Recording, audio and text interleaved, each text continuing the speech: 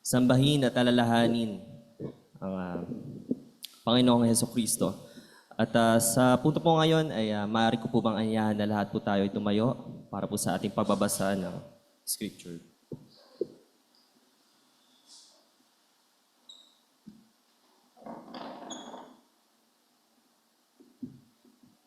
From the book of 1 Corinthians, chapter 11, verses 23 down to verse 29, and from the book of 1 Timothy, chapter 1, verse 17. For I have received of the Lord that which also I delivered unto you, that the Lord Jesus, the same night in which he was betrayed, took bread. And when he had given thanks, he brake it and said, Take, eat. This is my body which is broken for you. This do in remembrance of me.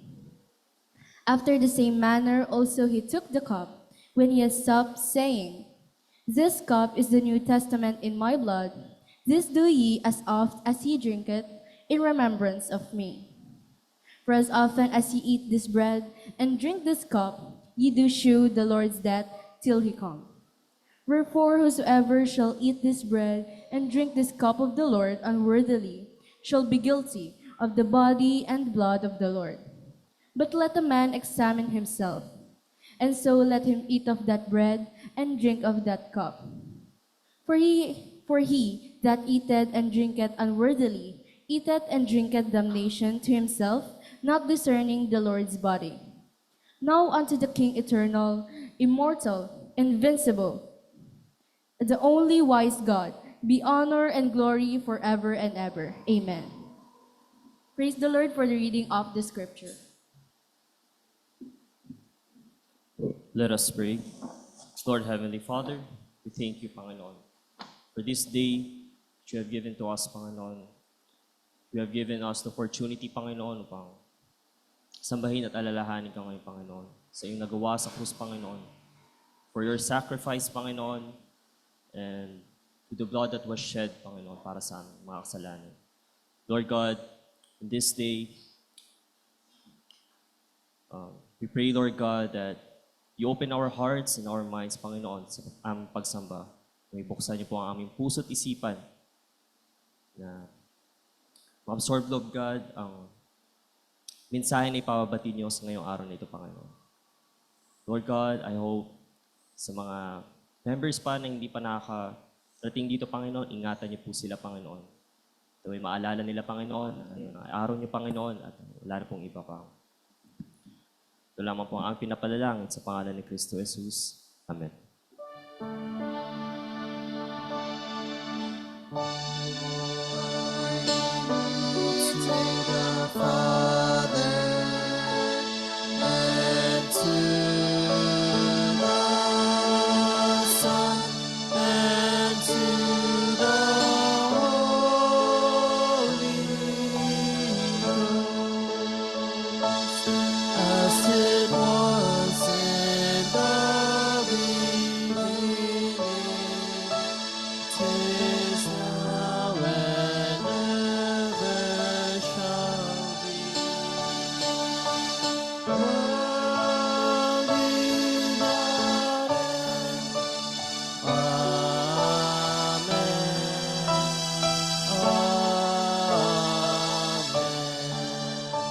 Manatili po tayong nakatayo.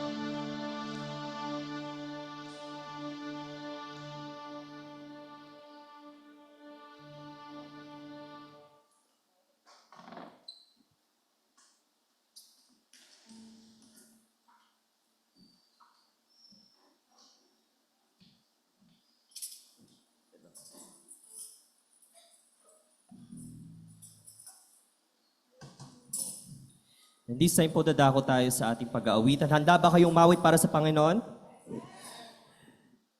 And now, this song that we will sing reminds us of the ultimate sacrifice that Jesus made. How His blood was shed so that we could be forgiven, redeemed, and made whole. Let us sing, "Oh, the Blood."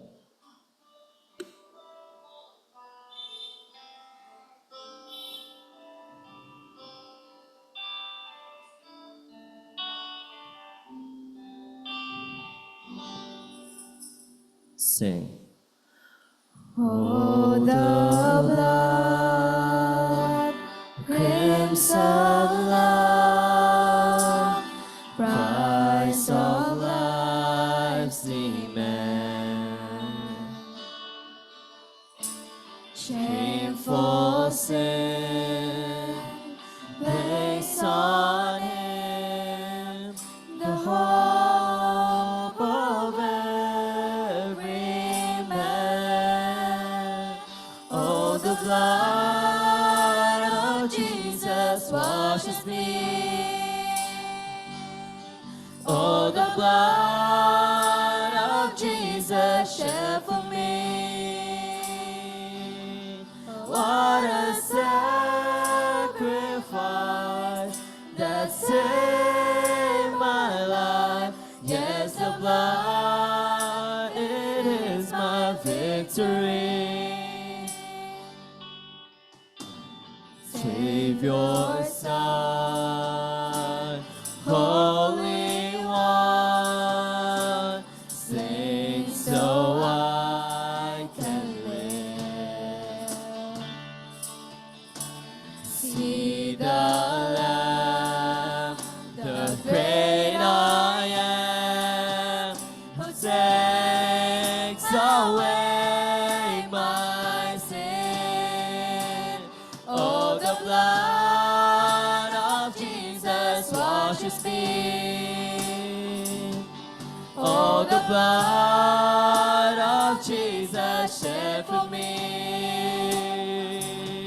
What a sacrifice that saved my life. Yes, the blood, it is my victory. And oh, the blood of the Lamb. And oh, the blood of the Lamb. And oh, the blood of the Lamb. The precious blood of the Lamb. What a sacrifice that saved my life. Yes, the blood, it is my victory. Whoa, what love, no greater love. Grace, how can it be that in my sin, yes, even then, He shed His blood for me. Oh, the blood of Jesus washes me. Oh, the blood of Jesus shed for me. What a sacrifice that saved my life. Yes, the blood, it is my victory. What a sacrifice that saved my life. Yes, the blood, it is my victory. There's nothing else that can cleanse us, nothing else that can restore us, but only the blood of Jesus can. Amen?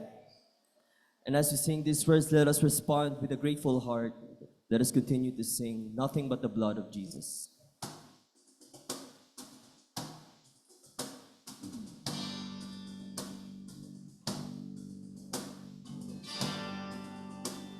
Sing. What can wash away my sin?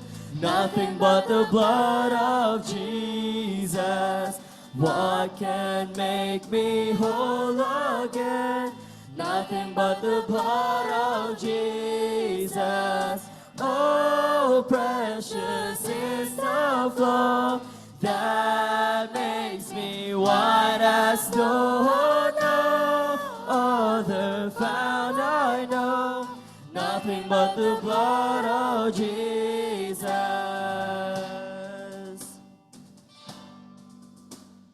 For my pardon, this I see, nothing but the blood of Jesus. For my cleansing, this my plea, nothing but the blood of Jesus. Oh, precious is the flow that makes me white as snow. No other found I know, nothing but the blood of Jesus.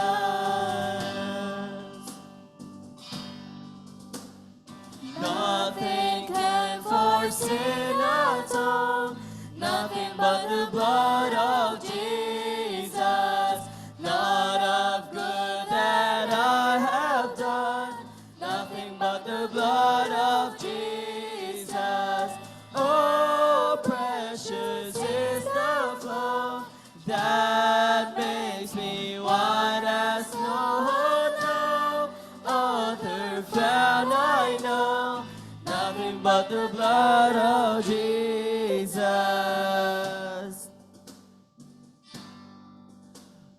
This is all my hope and peace, nothing but the blood of Jesus. This is all my righteousness, Nothing but the blood of Jesus. oh, precious are you, Lord. Oh, precious is the flow that makes me white as snow. No other found I know, nothing but the blood of Jesus. Oh, precious is the flow that makes me white as snow. No other found I know, nothing but the blood of Jesus. Nothing but the blood of Jesus. Nothing but the blood of Jesus. Lord Heavenly Father, we praise you, Panginoon. In this day, agapin niyo po, Panginoon, ang aming handog na awit para sa inyo. Salamat, Panginoon, dahil kayo po ang nagbigay sa amin, Panginoon, pag-asa, Panginoon, ng kaligtasan, Panginoon. Ang itong dugo niyo, Panginoon, pinuhos, Panginoon, para sa aming kasalanan. Lord God, kayo lamang pong maluwalhati itong this day, Panginoon. This is all I pray in Jesus' name. Amen. Bari na po tayo.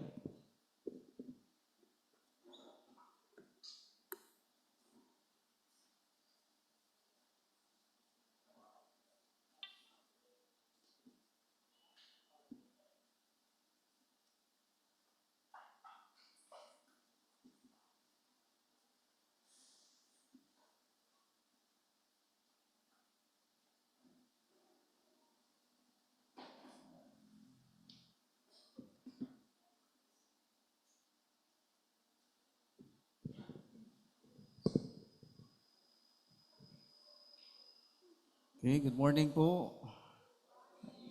Mag-proceed po tayo sa ating pong Lord's Table Service. And basahin ko po ulit sa inyo ang salita po ng Diyos patungkol po sa banal na hapunan. In 1 Corinthians chapter 11, verse 23, For I received from the Lord what I also passed on to you. The Lord Jesus, on the night he was betrayed, took bread. And when he had given thanks, he broke it and said, This is my body which is for you. Do this in remembrance of me.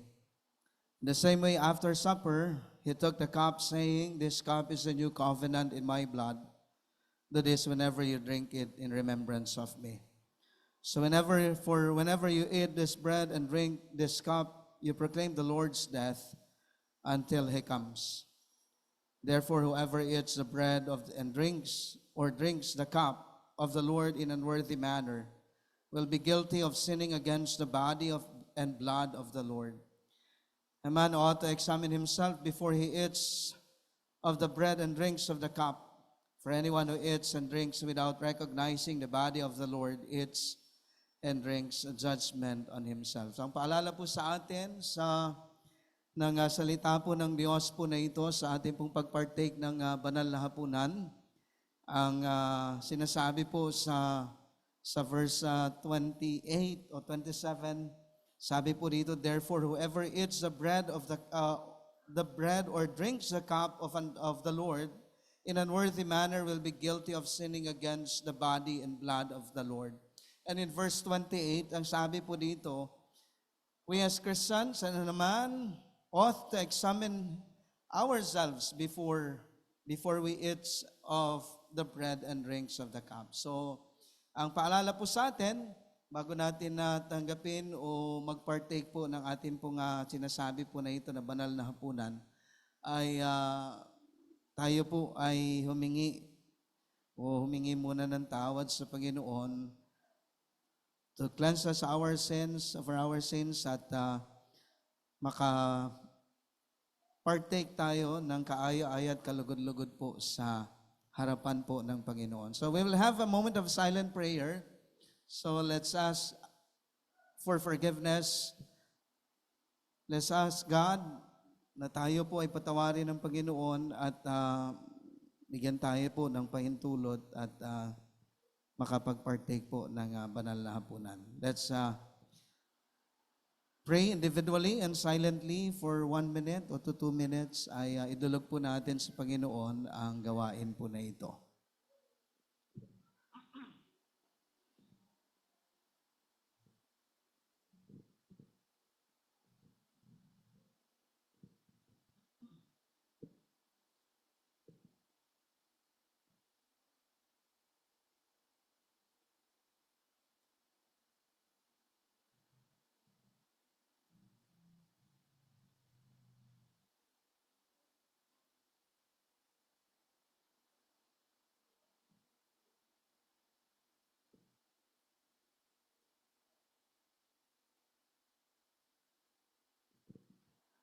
Ang maraming Diyos at makapangyarihan po sa lahat, lumalapit po kami sa inyo pong trono ng biyaya sa oras po na ito. Humingi kami, Panginoon, ng kapatawaran sa aming pong mga nagawang kasalanan. Pakalinisin mo kami, Ama, sa aming pong karumihan. Gawin pong karapat-dapat at kalugod-lugod sa inyo pong harapan. Lalo tigit sa aming pong pagpartake ng inyo pong banal na hapunan. Dalangin ko po, O Diyos, na gawin mo kaming karapat-dapat, Panginoon, sa pagpartake po nito. Pakalinisin mo ang bawat isa po sa amin at patuloy po na amin pong ipinagpapasalamat maging ang gawain po na ito na kung saan amin pong ginugunita, inaalala ang inyo pong ginawa doon sa cross ng Kalbaryo. Ang inyo pong dugo ay umagos, ang inyo pong katawan ay nabayubay doon po sa cross upang kami ay tubusin sa amin pong mga kasalanan. Salamat po, O Diyos, meron kami kaligtasan na tinatamasa sa oras po na ito. Hanggang ngayon, Panginoon. And it is because of your grace and mercy ang kaligtasan po na ito ay amin pong na-experience. Dalangin namin, O Diyos, patuloy na manariwa ang inyo pong ginawa doon po sa cross ng Kalbaryo sa amin pong buhay. At kayo din, Panginoon, sa paggunita po o sa pagpartake ng inyo pong banal na hapunan. I-bless mo po ang tanan, ang lahat. Ito po, Panginoon, naming panalangin sa pangalan ni Jesus. Amen. Hingin ko po yung ating pong deacon to assist and pipila na lamang po ano. Okay, so pila na lamang po tayo and then we'll proceed sa ating pong Lord's Table service. Sige po.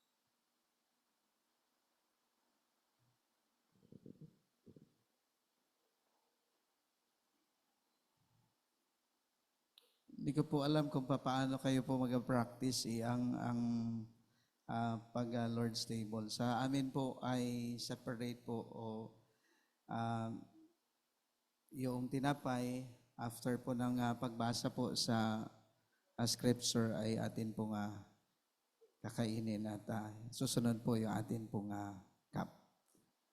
For you receive from the Lord what I also pass on to you. The Lord Jesus, on the night he was betrayed, took bread, and when he had given thanks, he broke it and said, "This is my body which is for you. Do this in remembrance of me." Let's partake this.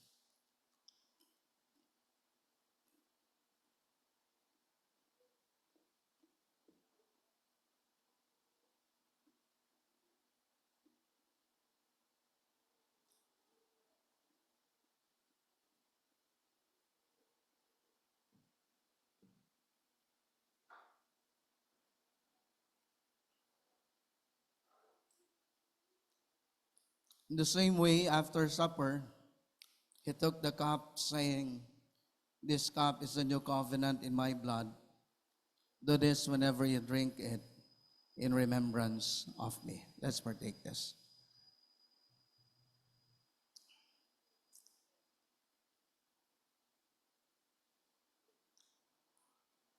For whenever you eat this bread and drink this cup, you proclaim the Lord's death until he comes.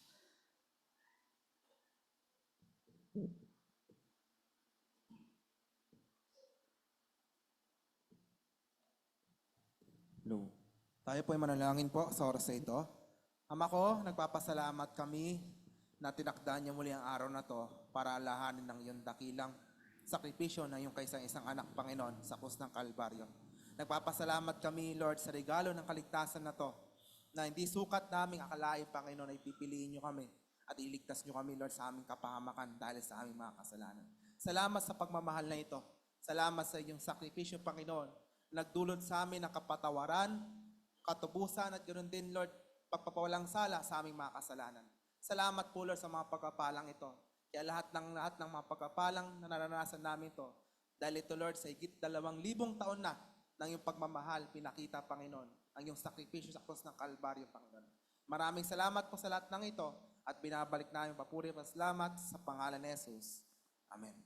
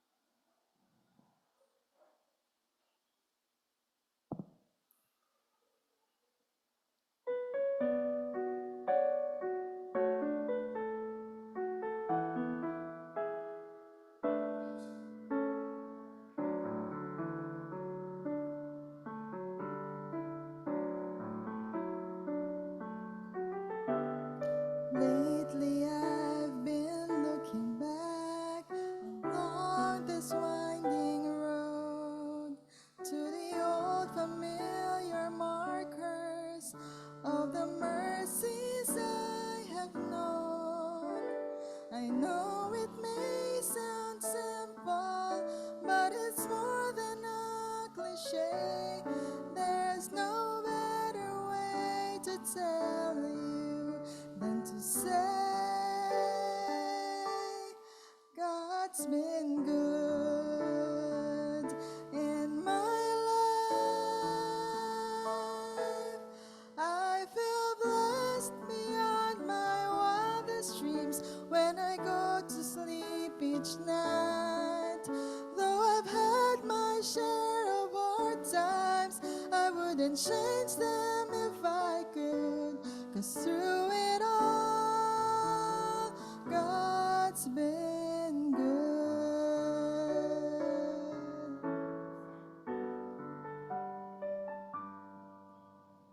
times replay, and I can see that I've cried some bitter tears, but I felt his arms around me as I faced my greatest fears.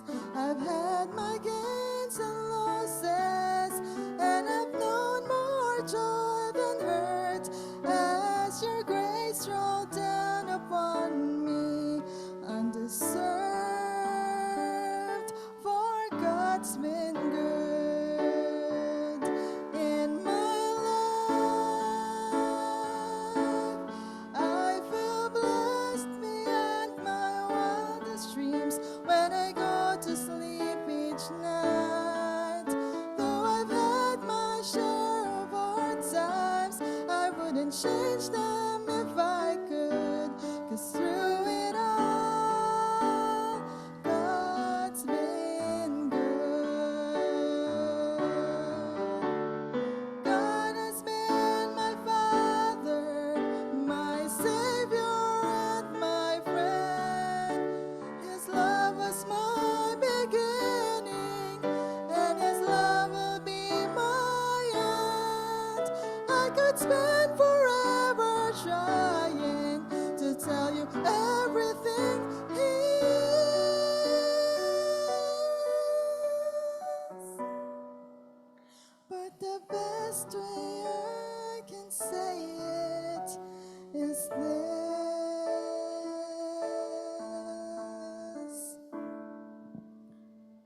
God's been good in my life.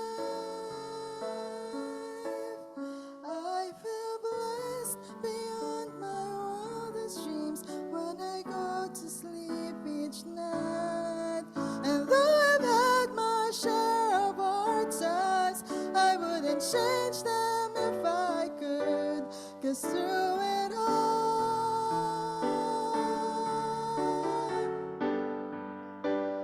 God's been good in my life. I feel blessed beyond my wildest dreams when I go to sleep each night. Though I've had my share of hard times, I wouldn't change them if I could, 'cause through it all,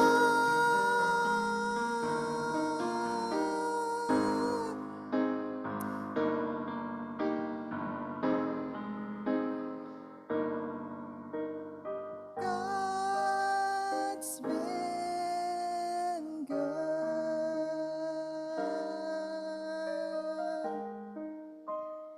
God's been good. To God be the glory.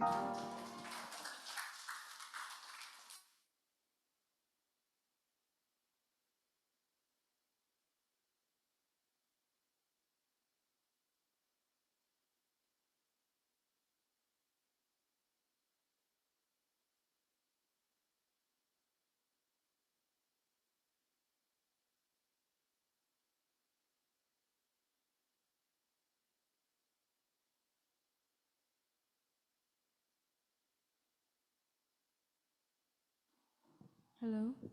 Please stand for the reading of the scripture.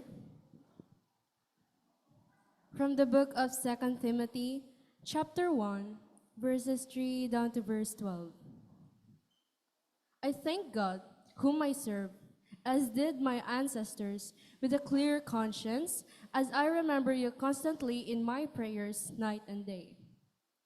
As I remember your tears, I long to see you, that I may be filled with joy. I am reminded of your sincere faith, a faith that dwelt first in your grandmother Lois and your mother Eunice, and now, I am sure, dwells in you as well. For this reason, I remind you to fan into the flame the gift of God, which is in you through the laying on of my hands. For God gave us a spirit not of fear, but of power and love and self-control. Therefore, do not be ashamed of the testimony about our Lord, nor of me, his prisoner, but share in suffering for the gospel by the power of God, who saved us and called us to a holy calling, not because of our works, but because of his own purpose and grace, which he gave us in Christ Jesus before the ages began, and which now has been manifested through the appearing of our Savior Christ Jesus, who abolished death and brought life and immortality to light through the gospel, for which I was appointed a preacher, an apostle, and teacher, which is why I suffer as I do. But I am not ashamed, for I know whom I have believed, and I am convinced that he is able to guard until that day which has been entrusted to me. Praise God for the reading of the scripture. You may now be seated.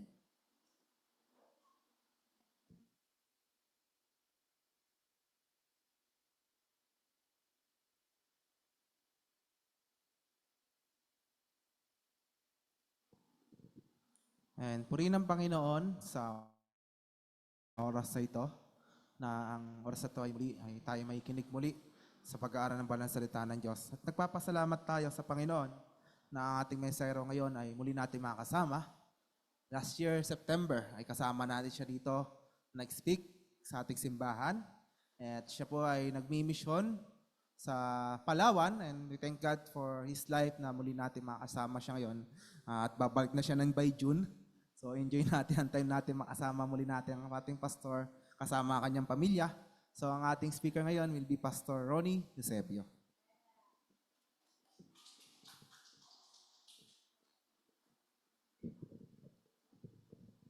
Good morning po sa bawat isa.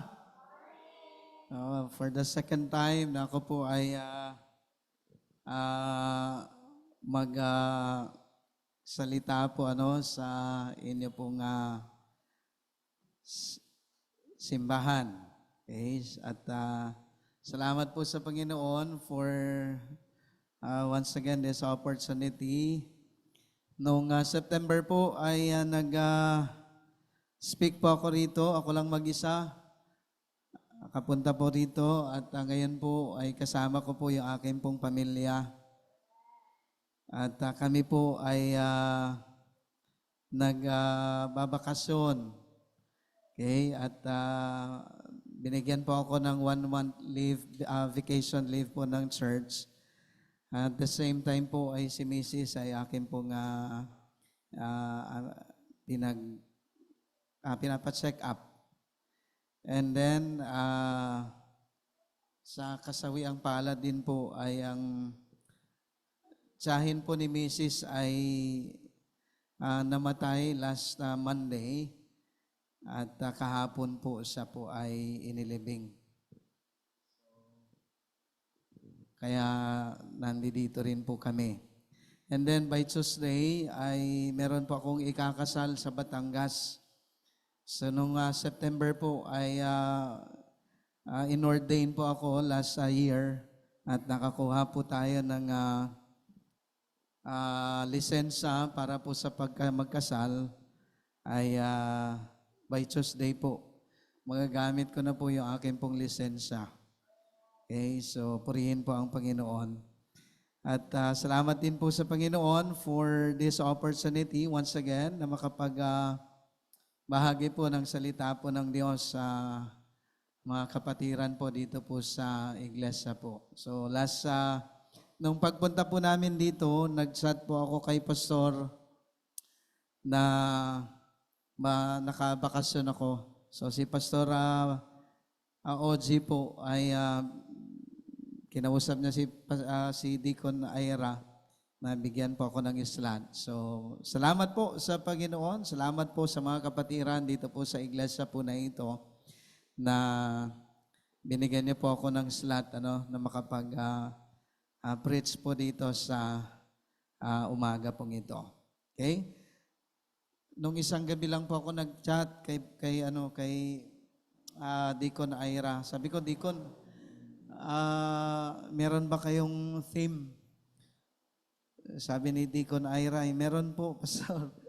Hindi po ba kayo na-chat ni Pastor OG? Sabi ko, busy rin po, hindi rin ako nag-chat sa kanya dahil ako po ay errand boy noong binuburol po yung aming pong tiyahin o tiyahin po ni Mrs. So hindi na ako nakapagtanong ano po ba ang theme. So nung isang gabi lang po nasabi ni Deacon ay na about family. Okay, so sa umaga pong ito, ating pong pag-aaralan po ang salita po ng Diyos patungkol po dito po sa 2 Timothy chapter 1 verse 3 to 12. Okay? At bago po tayo magpatuloy, ay tayo po muna po ay sa mandali pong manalangin. Ama naming Diyos at makapangyarihan po sa lahat, once again we thank you for this wonderful opportunity na kami po ay makasamba sa inyo sa Espiritu at katotohanan. Salamat po sa pagkakataon na kami ay makapakinig ng inyo pong mga salita. Dalangin namin, O Diyos, ang inyo pong patuloy na pangunguna at paggabay po sa amin sa umaga po na ito. Katagpuin mo, O Diyos, ang aming pong pangangailangang espiritual sa umaga pong ito at gamit po ang inyo pong lingkod. Dalangin ko po, O Diyos, na ang inyo pong kaluwalhatian ng siyang patuloy naming makita. At ang inyo pong salita na ito na aming pong babaybayin o aming pong pag-aaralan, maging pagpapala sa bawat isa po sa amin.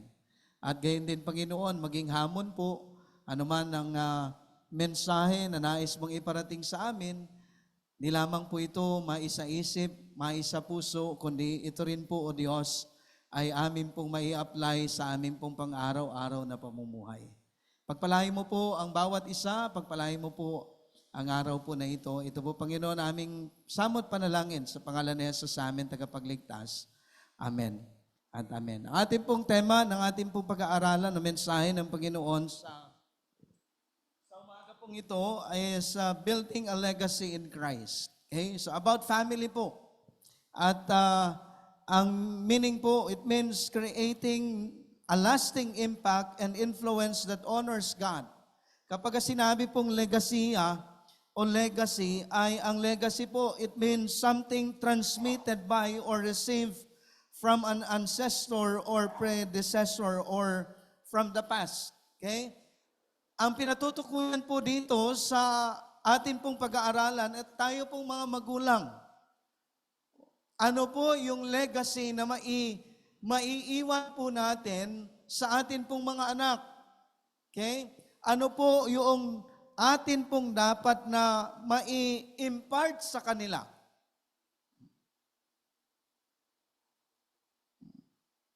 Gusto po ba natin, tayo pong mga magulang, gusto ba nating maalala tayo ng ating pong mga anak na namumuhay tayo ng kaaya-aya at kalugod-lugod sa Panginoon? Yun po ba yung gusto nating maalala nila sa atin? Sa pag-alis po natin o sa paglisan po natin sa mundo po na ito. I hope and pray na yun po dapat ang atin pong may iiwan sa kanila na legacy. Ano po? Okay? And it is our purpose as parents to create and leave a godly legacy to our children.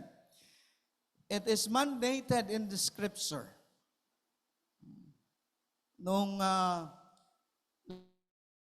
last year po, naka-attend po ako na-invite po ako sa DSWD na mag-speak po about po sa amin, ang tawag po sa seminar po na iyon ay AirPods.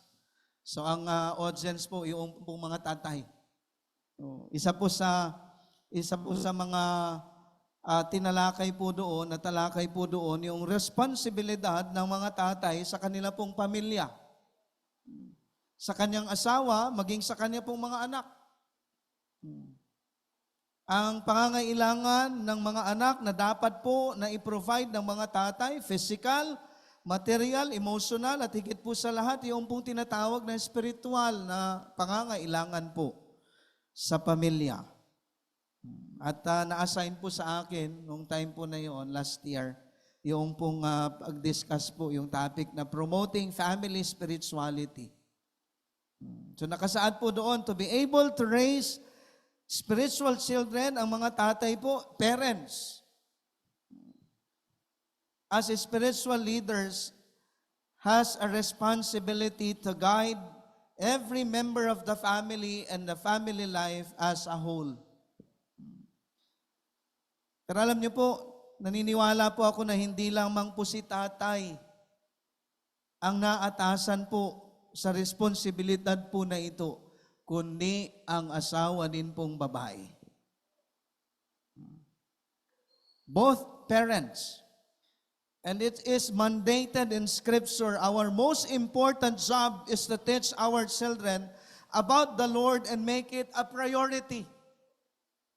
Ang sabi po sa salita po ng Diyos in Deuteronomy chapter 6 verse 6 to 9, ang sabi po, the Word of God says, you must commit yourselves wholeheartedly to these commands I am giving you today.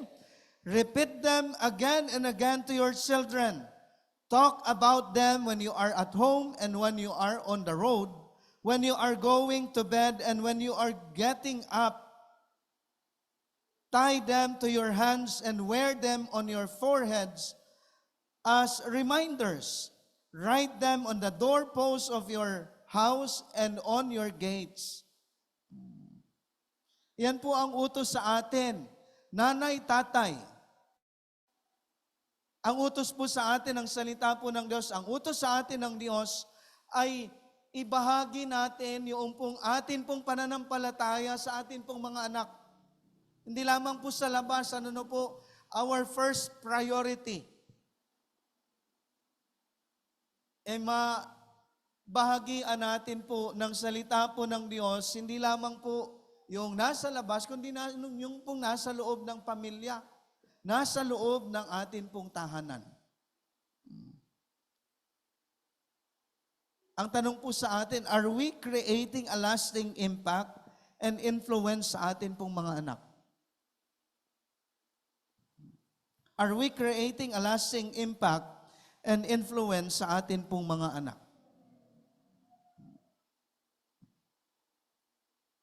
The truth is this. You will pass on something to your children and grandchildren. The question is, as followers of Christ, what is the most important legacy that you could ever give to your children? What is the most important legacy that you could ever give to your children? Dito po sa passage po natin na binasa in 2 Timothy chapter 1 verse 3 to 12. Ayan niyo pong i-share ko sa inyo. Yung most important legacy na maibibigay po nating mga magulang sa atin pong mga anak. Pamana na kung saan ay panghabang buhay. The most important legacy that believers could ever give to our children, unang-una po, is the legacy of sincere service. Natutuwa po ako, yung atin pong mga young people, dito po sa iglesia po na ito, nagagamit po sa paglilingkod po sa Panginoon. And purihin po ang Panginoon sa mga talentado, talented na mga kabataan po na ito. Andito yung inyong mga nanay, tatay. Okay, una po, the most important legacy that believers could ever give to our children is the legacy of sincere service.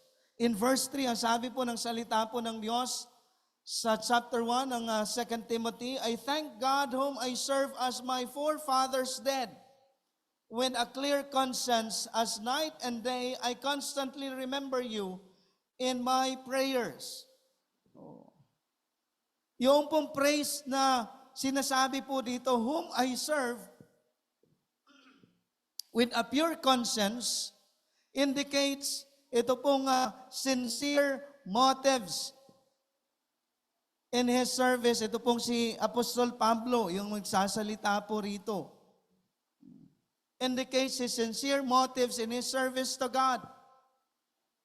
Ipinapakita po dito yung sincerity and seriousness ni Apostol Pablo as he obeys and serve God. Yung kanyang paglilingkod sa Diyos ay totoo and without hypocrisy. And this sincere service to God originally begins from his forefathers. Ang sabi po dito, sabi niya, I thank God whom I serve as my forefathers did. Ito pong forefathers po dito, maaaring ito po ay tumutukoy sa mga members of his own family who he states as a very religious and faithful person. But it may also refer, okay, nalalaman din po natin, ito pong si Apostol Pablo ay bago po sa nakakilala sa Panginoon, sa po ay Pharisee. Isa sa mga maalam. Pero siya rin po yung isa sa mga tumutuligsa sa mga unang Kristiyano in their times. Okay? So ito pong forefathers po dito, it may also refer to the heroes of faith mentioned in Hebrews chapter 11. Okay? Where he find how those people show and manifest their sincere service to God. Kung babasahin po natin yung pong Hebrews chapter 11, makikita po natin doon yung mga heroes of faith. Diyan po sila Abraham, sila Moses, okay, sila Noah, and other heroes of faith na nakatala po doon po sa Hebrews chapter 11. They serve God wholeheartedly and with sincerity. Now, as Christian parents, the most important legacy that we can give to our children is a legacy of sincere service. Seryosong paglilingkod po sa Diyos ang dapat na ipakita po natin sa atin pong mga anak. Nang sa gayon, ang atin pong mga anak, gayon din po yung kanila pong gagawin. Ganon din po yung kanila pong ipapakita as they serve our Lord. Sabi po sa Joshua chapter 24 verse 15, alam niyo po ang verse na ito? As for me and my house, we will serve the Lord.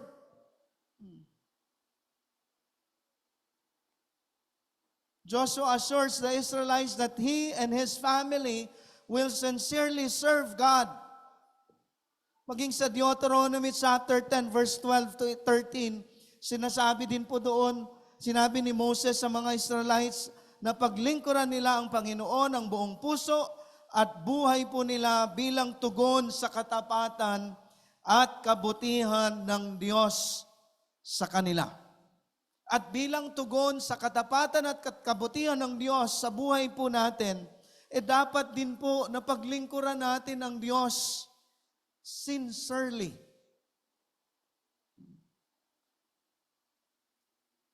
The question is, do you serve God with sincerity?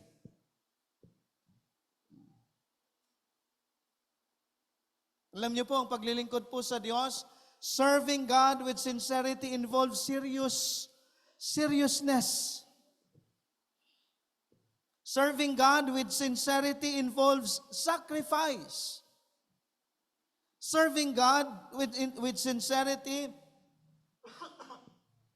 involves availability. And also serving God with sincerity involves the willingness to obey and follow God's statutes. Are we willing? Are we serving our God sincerely? Ang tapat at taus-pusong paglilingkod po sa Panginoon ay siyang mahalagang legasiya na maibibigay po natin sa atin pong mga anak. And it is a legacy that lasts. It is a legacy that lasts. Secondly po, the legacy of a genuine or authentic faith. Sa verse 5, sabi po rito, I have been reminded of your sincere faith, which first lived in your grandmother Lois and in your mother Eunice, and I'm persuaded now lives in you also. When I call to remembrance the genuine faith that is in you, which dwelt first in your grandmother Lois and your mother Eunice, and I am persuaded is in you also. I-clarify ko po ito. Ang pananampalataya po ay hindi po namamana. Thank you, Deacon. We cannot inherit faith. Lois and Eunice were both believers, but Timothy had to come to a point where he has his own faith. Hindi ibig sabihin po na Christian yung ating pong nanay, Christian yung ating tatay, automatically Christian na rin yung anak.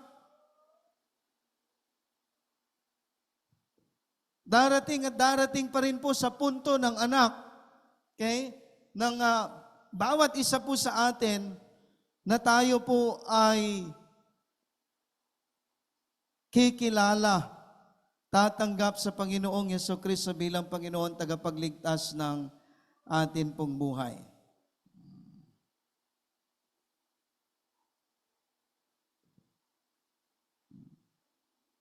Lois and Eunice were both believers, but Timothy had to come to a point where he had his own faith, and he had to come to a point where he placed his faith in Christ. Notice po, yung chain po rito.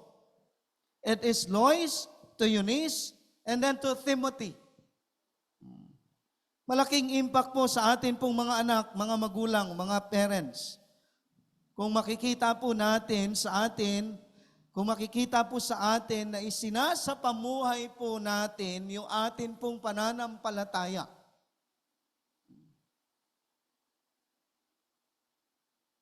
Ano pong ibig sabihin? Dapat na ipinapakita po natin sa atin pong mga anak kung papaano ang mamuhay ng kaaya-aya, kalugod-lugod sa Diyos.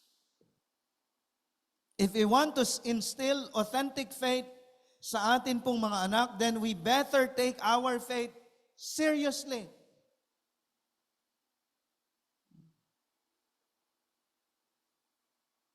We better take our faith seriously. Alam niyo po kung ano yung nakikita ng mga anak natin pagdating sa church, gagayahin at gagayahin po nila ito. Kung hindi maayos yung pakikitungo natin sa Panginoon, yun yung kanila pong gagayahin.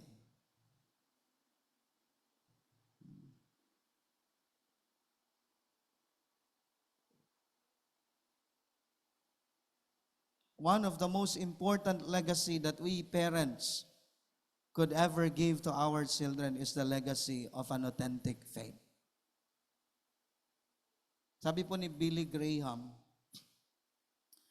the greatest legacy one can pass on to one's children and grandchildren is not money or other material things, but rather a legacy of character and faith. Thirdly, hindi lamang po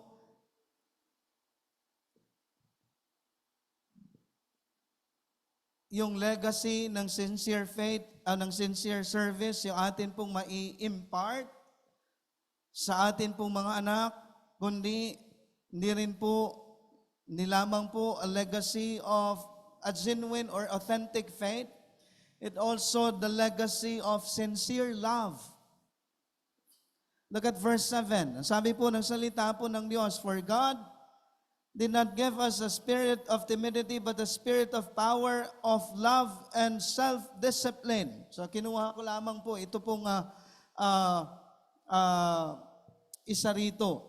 Ito pong tinatawag po na pag-ibig. A sincere love to God and others. In Matthew chapter 22, verse 37 to 40, kung sabi po ng salita po ng Diyos,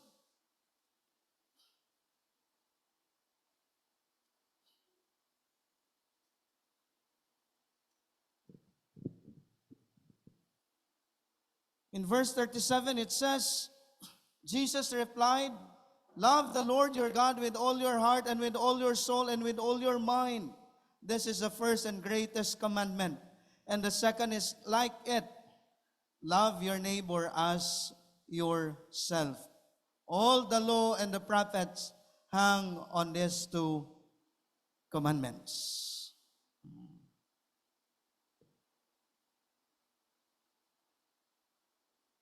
Kung nais po nating makita ang atin pong mga anak na mahalin o minamahal ang Diyos sa kanila pong buhay, sa atin muna po dapat magsimula ang pagmamahal sa Diyos at pagmamahal sa ating kapwa. Hindi lang natin po ito ituturo sa kanila, kundi ipapakita po natin sa kanila kung papaano mahalin ang Diyos at kung papaano mahalin ang kapwa.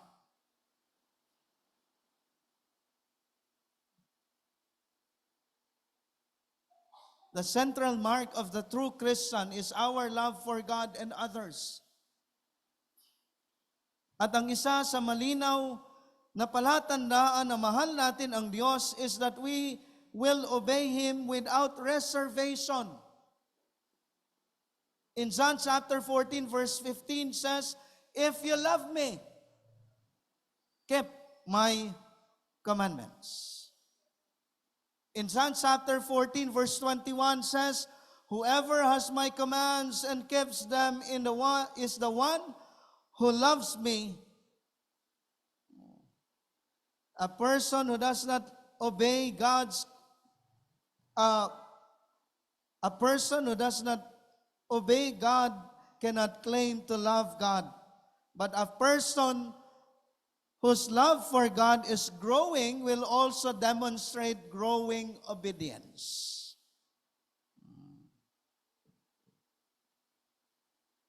Naipapakita po ba natin sa ating pong mga anak na mahal natin yung Diyos? Naipapakita po ba natin sa ating pong mga anak na mahal natin yung atin pong kapwa? I hope and pray na sa mga kapatiran po dito po sa iglesia po na ito, ay patuloy tayong maging halimbawa, mabuting halimbawa sa atin pong mga anak. And lastly, the legacy of sincere witnessing. The legacy of sincere witnessing. In verse 8,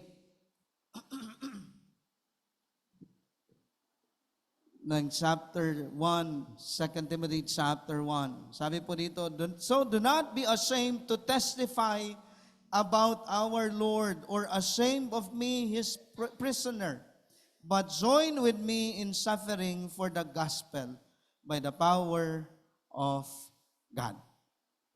In verse 8, Apostle Paul instructs Timothy to be not ashamed to testify about the Lord. And Paul urges Timothy to join with him in suffering for the gospel. The reason why Paul did not ashamed of the gospel was that he knew who he believed, and he is convinced that the one he believed can guard what Paul has entrusted to Timothy. Second reason why he is not ashamed of the gospel is that it is the power of God for the salvation of everyone who believes. In Romans chapter 1 verse 16 says, "For I am not ashamed of the gospel of Christ, for it is the power of God to salvation for everyone who believes, for the Jew first and also for the Gentiles. Apostle Paul is sincere in witnessing. Makikita po natin yung buhay ni Apostol Pablo nung siya po ay nakakilala sa Panginoon on the road of Damascus.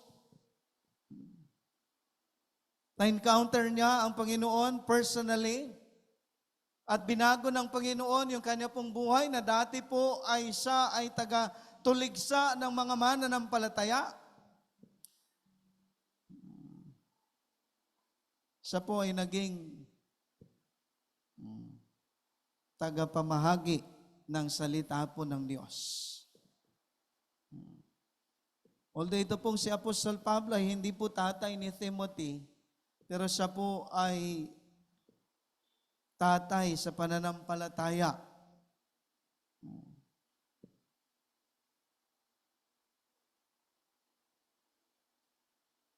Anak ni Apostol Pablo, ito pong si Timothy sa pananampalataya.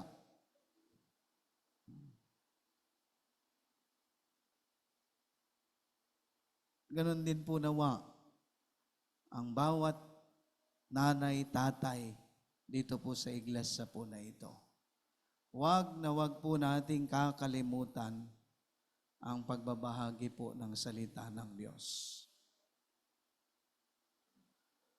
Na siyang tutularan po ng ating pong mga anak.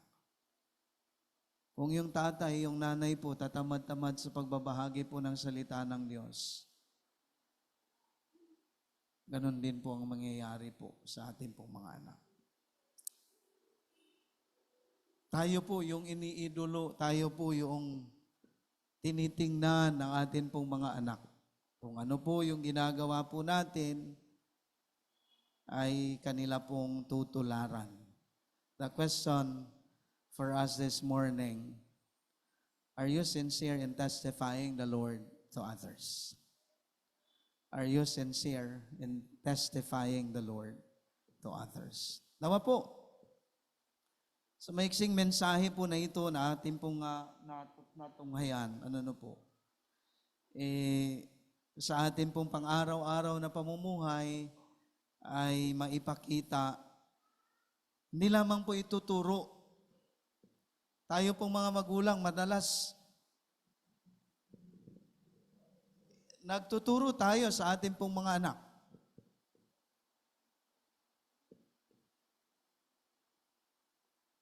Itinuturo natin sa kanila yung mga bagay-bagay. Pero alam niyo po, mas lalong effective ang atin pong pagtuturo kung mismong tayo po ginagawa natin yung atin pong tinuturo.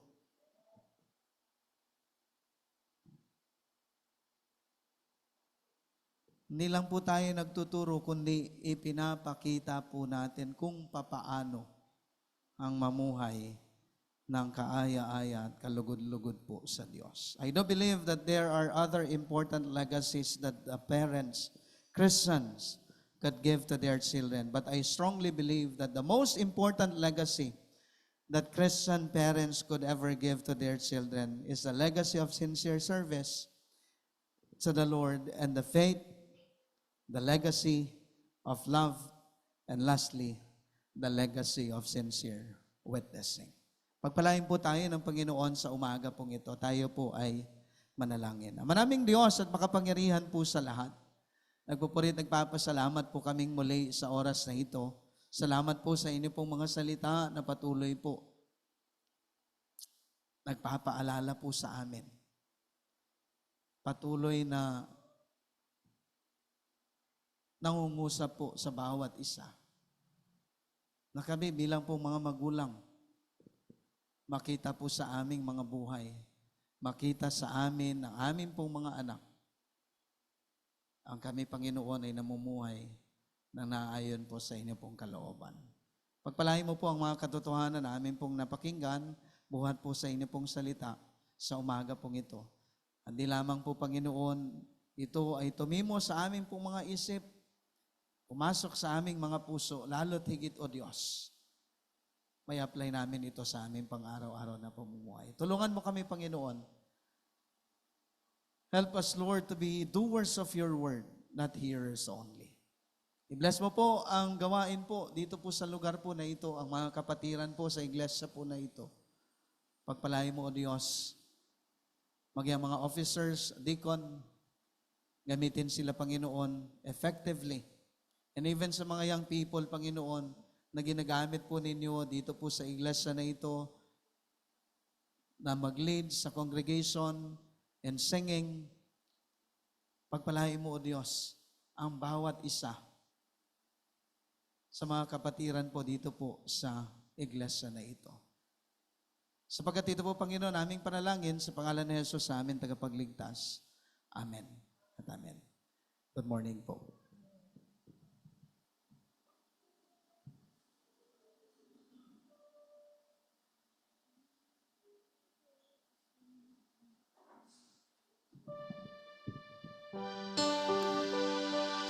Sing.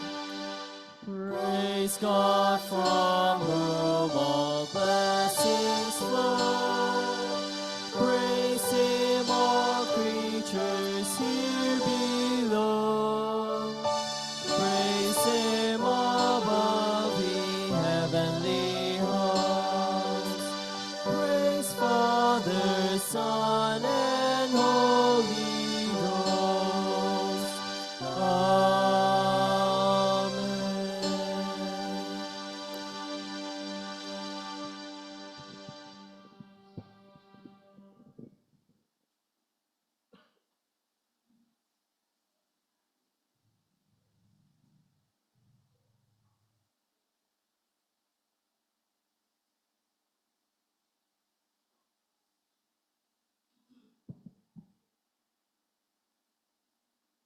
Please remain standing for the reading of the scripture.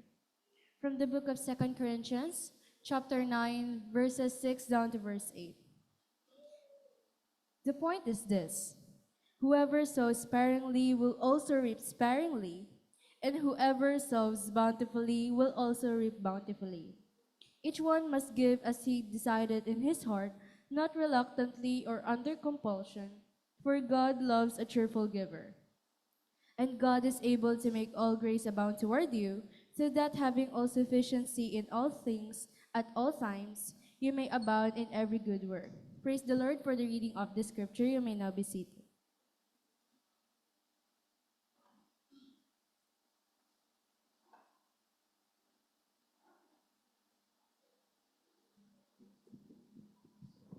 Tayo po ay manalangin po. Ama kong Diyos, nagpapasalamat kami sa lahat ng mga pag-apalang pinagkakalob nyo. Purihin ka sa katapatan nyo na muli ay kasama kami sa pamamagitan ng pagbibigayan. Muli nyo tanggapin ang aming mga ikapo, aming mga handog at mga salapi na pinangako namin sa inyo na patuloy nyo gamitin ang mga salapi na to sa patuloy ng pagpapalawig na yung gawain sa lupang ito. Purihin ka sa kabutihan nyo sa iyong katapatan. Na lahat ng tayo inilig po namin to at pinapasalamatan sa pangalan ni Jesus. Amen. At habang po iabot po natin ating mga offering sa Diyos po ang kapurihan sa ating pagbibigay.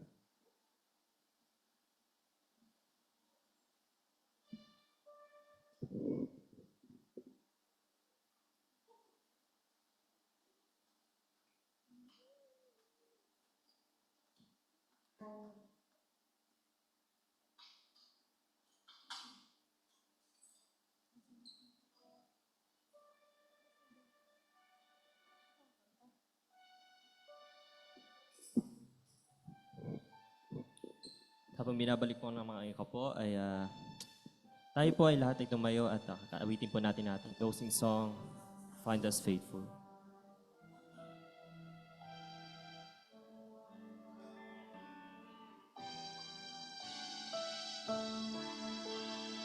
Sing. We're pilgrims on the journey of the narrow road, and those who've gone before us light the way, cheering on the faithful, encouraging the weary, their lives a stirring testament to God's sustaining grace. surrounded by so great a cloud of witnesses. Let us run the race not only for the prize, but as those who've gone before us, let us leave to those behind us the heritage of faithfulness, pass on to godly life.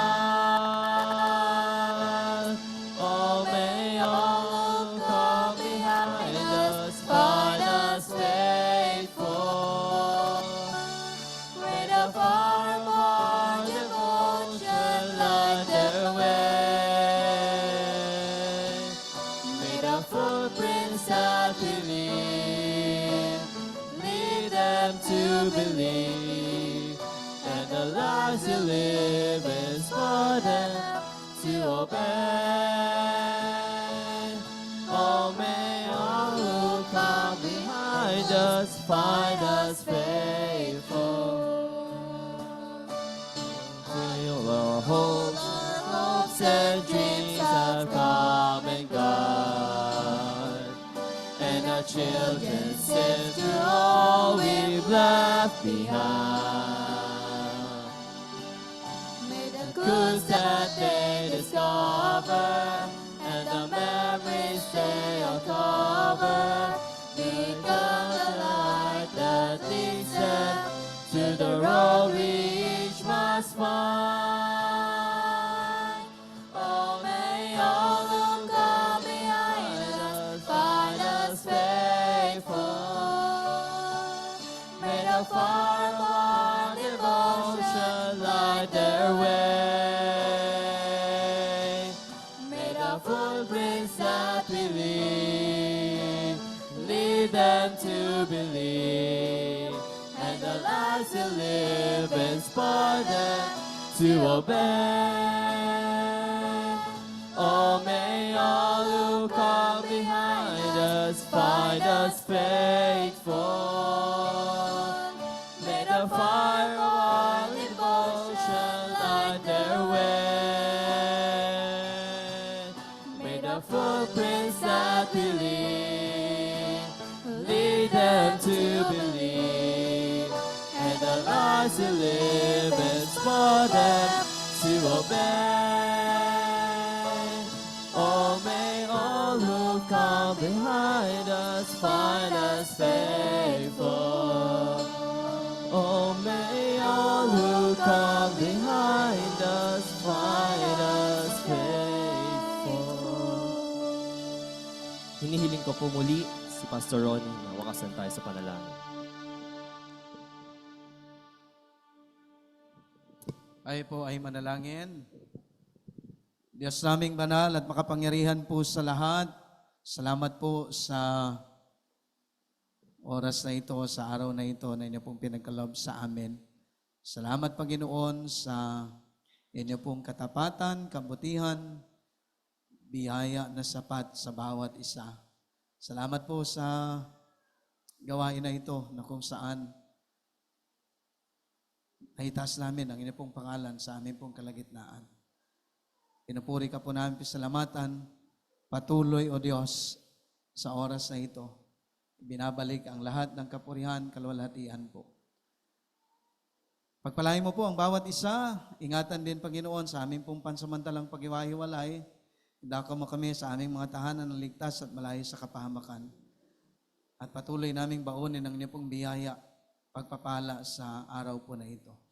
And the grace of our Lord Jesus Christ, the love of God the Father, and the communion of the Holy Spirit be with you all now and forever. Amen.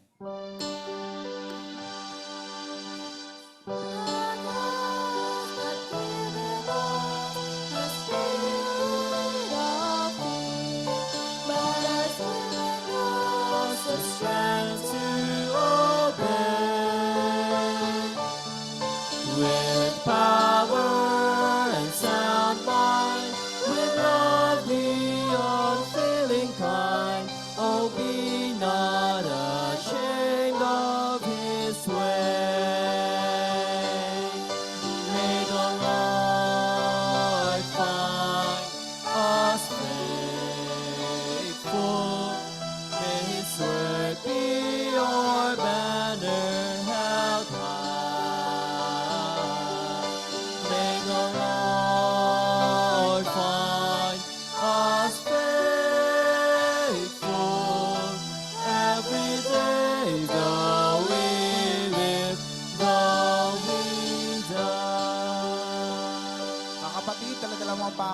Panginoon na ika'y higit mananagumpay kaya wala kang papangamban. Kaya huwag mong kakalimutan, palagi mong tandaan, mahal tayo ng Diyos. Yan po natapos ang ating gawain at maaari po tayo maupo para sa ating mga announcement.